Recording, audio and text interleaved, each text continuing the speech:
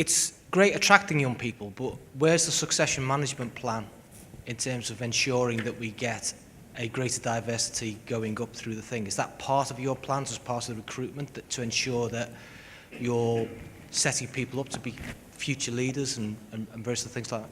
I think one of the things that I said was us trying to, as well as kind of the attraction piece, is making sure we're setting ourselves up for that change. We have a number of development programmes. So our graduate development programme, apprenticeships and our performance programme and things like that. So we absolutely are setting ourselves up. We do something similar to Amy again as well in terms of the workforce planning, to make sure we have an annual talent and succession review. So we have a talent agenda. We ensure, and that's the key thing about retaining those. So we make sure we do a review of who we are retaining in the industry, and also that we've got that clear succession plan. Admittedly, there are gaps, huge gaps.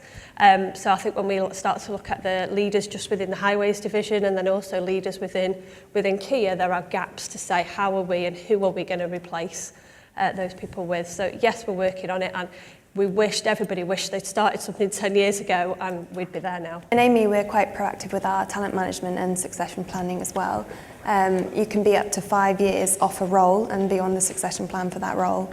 So that's obviously quite a period, and we try to spot ones to watch as well. So our talent management primarily focuses on senior leadership and management roles, but we have a ones to watch process that focuses on the more junior roles as well, to identify high potential individuals. And part of our graduate programme in highways, one of the USPs of that programme is that we follow the careers of the individuals for 5 years, even though the programme is technically 2 years long. So we make sure that for our engineers and things, we're supporting them through to chartership, for example, and we don't just drop them when the programme's finished. Mark Strong from Transport Initiatives, but I'm actually asking the question as a co-optee on the Transport Partnership at Brighton Hove City Council, where I'm the community rep.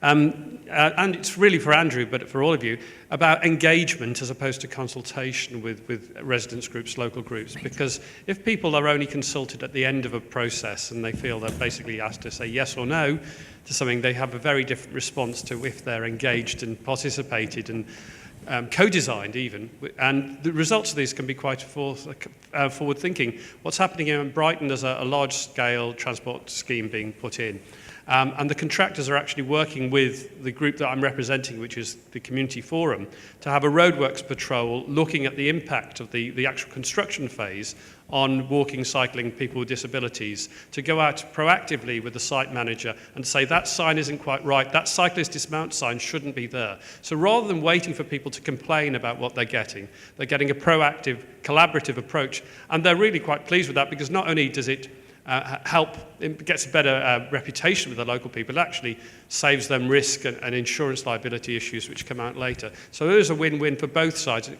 gets the industry a better reputation as well. So this whole working with the local community rather than just parachuting in and going away again at the end is something important, and I'd like to see that more rather than just consultation. You've got to enable them to understand what it means for them and what the benefits are, and understand what your objectives are at the start and bring them along in that process.